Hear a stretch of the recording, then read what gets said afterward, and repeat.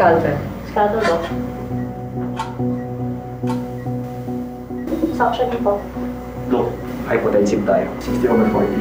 Tachycardia at 40. Kailangan natin mahabol ang losses. Fast drip the blood and secure more. Doc, fresh bed available. 1 unit na lang po yung meron. Verifying patient's details, Chantal Debois, blood type O po. Okay, tumawag ka dyan. Noted po.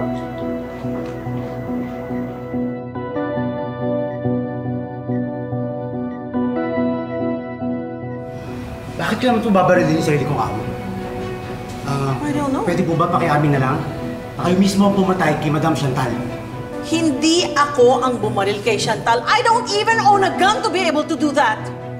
Kung hindi nga ikaw ang bumaril kay Mama, at hindi rin ikaw ang nagpahirap sa akin, then ano yung ginagawa mo doon sa farm kung saan ako dinala? What were you doing there?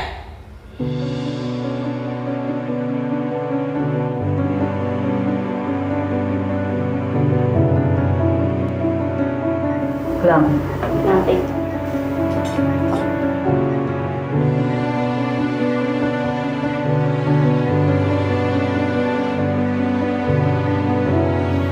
Suction.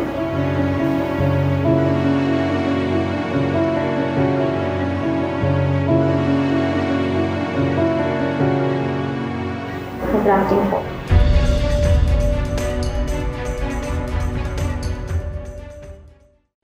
I was there to look for you. Kasama ko sina Annalyn at Obeng. Oh, come on! Bakit ka naman biglang magiging concerned sa akin? Bakit? Mag-best friend ba tayo? Tinawagan ako ni Obeng at sinabi niyang inhumane yung ginagawa sa'yo. And he convinced me to help look for you. And so I was convinced. I went there to help look for you. Tapos ganito ang gagawin mo sa akin? I don't believe you! Then don't!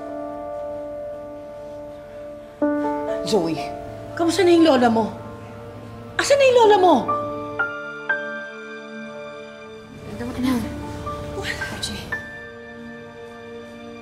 Dad! Dad, kamusta si Lola? Nasa recovery room na ba siya? Asan na si Mama?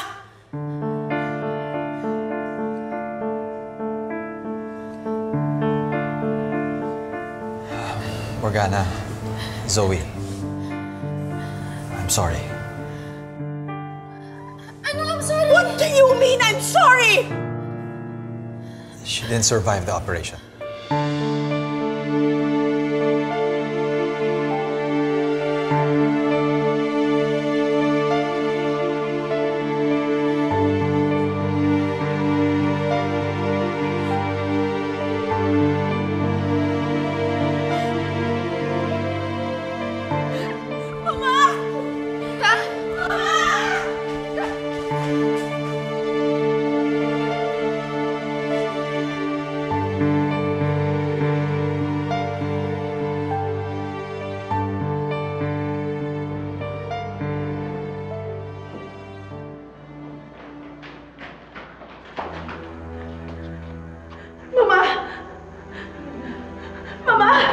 Ma'am, bawal po kayo dito. Leave!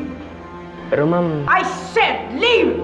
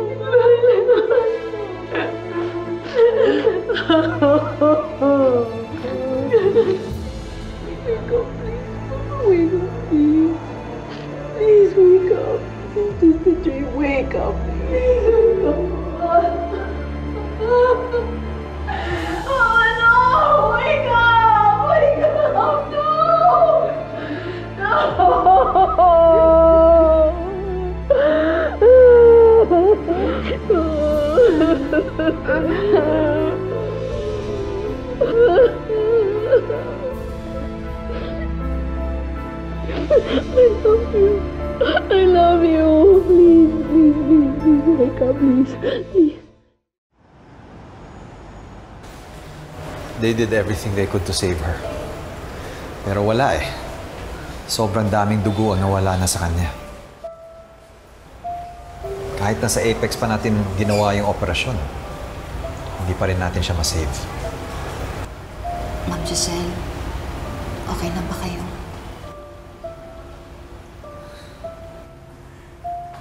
Ipapakulong mo kayo lahat! Ikaw, RJ. At ikaw, Lynette. Yung anak mo si Annalyn. Pinabayaan yung operan si Mama ng mga surgeons that are incompetent! At ikaw, Giselle, lalong-lalo ka na! Dahil ikaw ang bumaril kay Mama!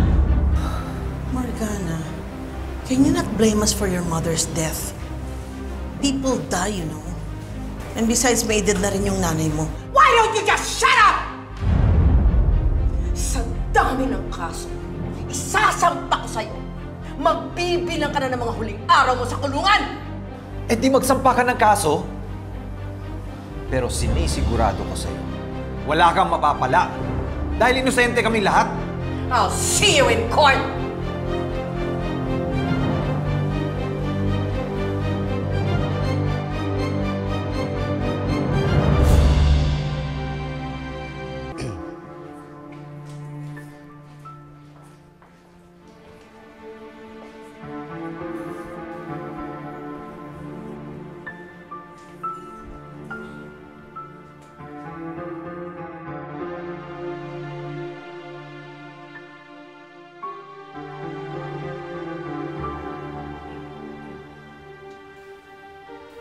Excuse me.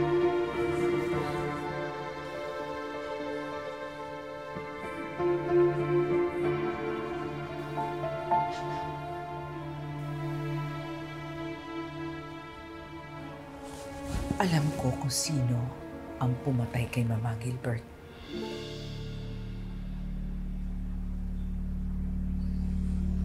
Si Giselle, si RJ, at si Annalyn. Si Giselle ang dahilan kung bakit napunta si Mama dun sa farm. At siya ang bumaril kay Mama. Sabi mo, di ba? Bakit po pati si Doc RJ tsaka Annalyn sinisisi niyo? Dahil hinayaan nila si Mama. Hindi nila inoperahan. They just let her die on the operating table. Alam kong mahalaga sa'yo si Mama. Kaya kung gusto mong ipaghiganti ang pagkamatay niya, gantihan mo si Giselle, si RJ, at si Annalyn.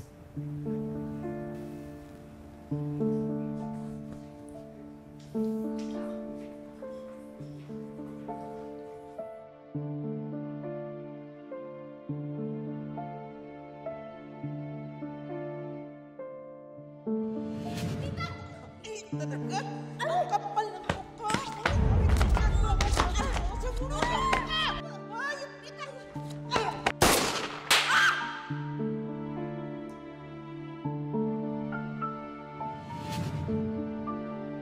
Pasensya ka na, Madam Chantal. Pero kailangan ko ng panindigan na hindi ako nakapatay sa'yo.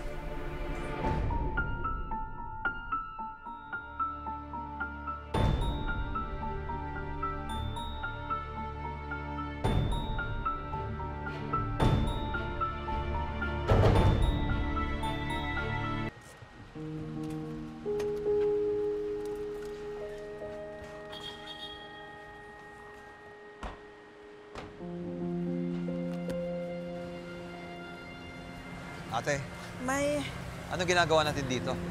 dadaanan lang ako tapos diretso na tayo sa lunch. May dadaanan lang ako sandali.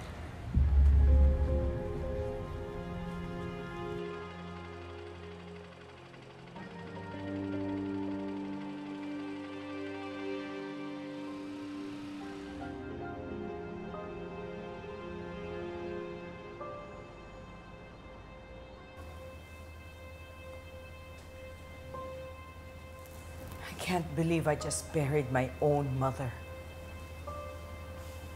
Don't worry, Mommy. Magbabayad ang gumawa nun kay Lola. I am not worried at all. Dahil meron ng maniningil sa kanila. Maniningil? May inutusan ka? Si Gilbert. What? Mami, anong ginawa mo? Gaganti ako sa mga tanyag. Mga tanyag? Pati kay Daddy? Siyempre, dahil iniwanan niya ang mamang mamatay sa operating table.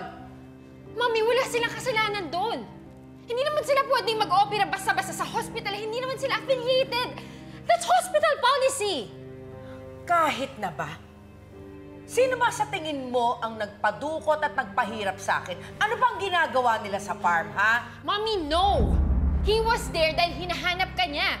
He was going to rescue you. I don't believe that crap! Mom! Dad is a good man. Hindi niya magagawa sa'yo yun. Kung si Tita Giselle, oo, pwede pa. Pero si Daddy, hindi niya magagawa sa'yo yun. It's too late.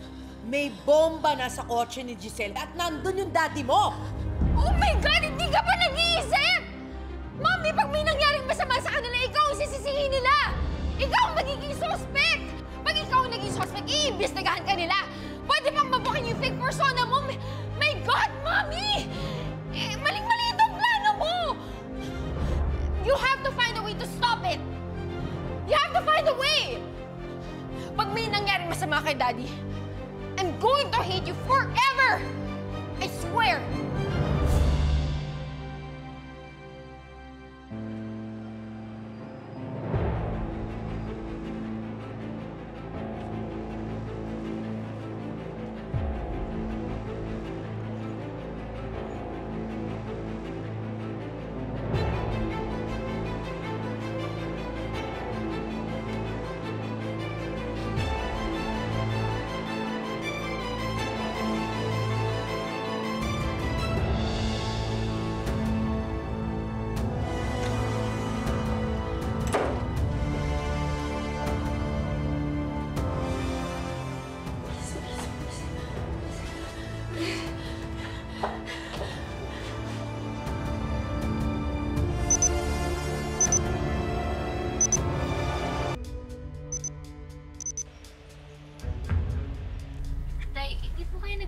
breakdown po si Zoe. Baka nga po mas mabuti kung siya na lang po muna yung samahan ninyo. Ay nako, Annalyn, she's just being a brat. Nasanay kasi si Zoe na lahat ng gusto niya nasusunod. Eh hindi naman pwede yun. Hindi lang siya demanding, napaka-possessive pa.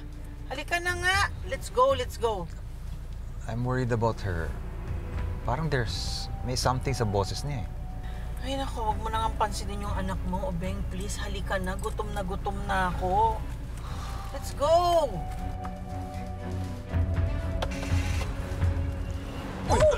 Oh!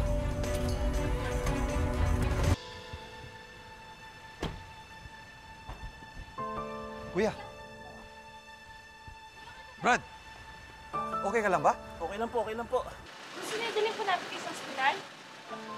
Huwag na po. Hindi na po. Okay lang po ako. Sigurado ka?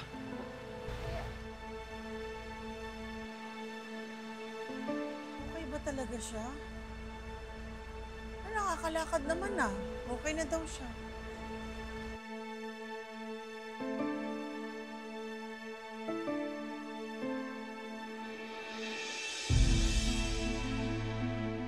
Halika na.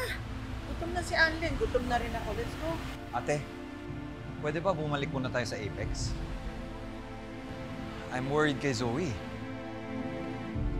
May nakaplano na to. Tsaka gutom na rin kami ni Annalyn. Sige na ate, i-reschedule na lang natin to. Please, ate.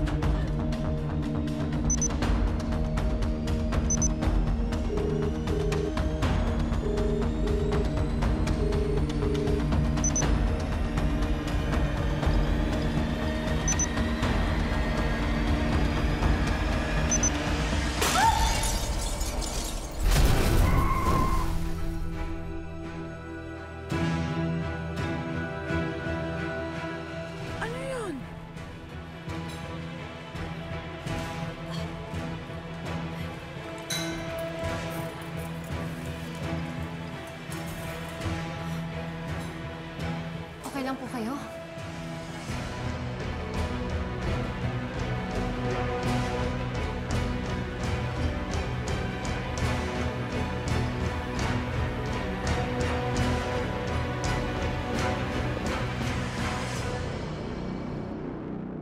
Parang may sumabog, ate. Oo nga, parang dito.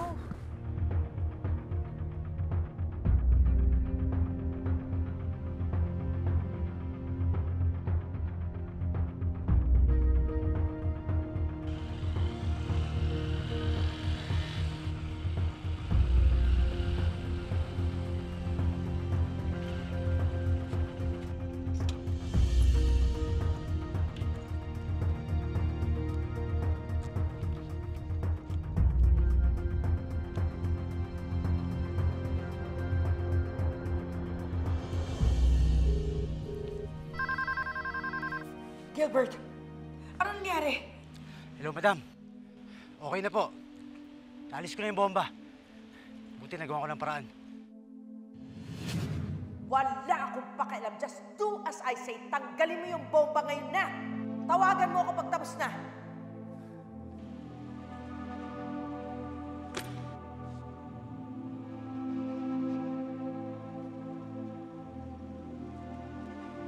Salamat, boss! Bossing! Bakit, boss? Gusto mo bang kumita ng malaki pera?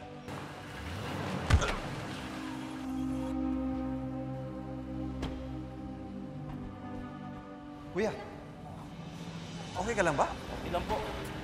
Kasalanan ko rin naman, di ko kayo nakita. Huwag na po. Gusto mo dalhin ka namin sa ospital? Huwag na po. Hindi na po. Okay lang po ako. Sigurado ka? Naitapon ko yung bomba bago sumabog. Yun nga lang, may mga nadamay. Salamat naman. Mabuti hindi ka napahamak. Pero huwag ka munang uuwi. Diyan ka muna at makibalita ka. Sige po.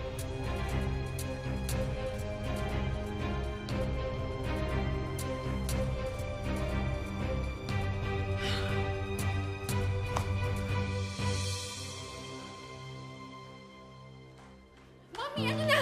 Ano na nangyari? Okay na ang lahat.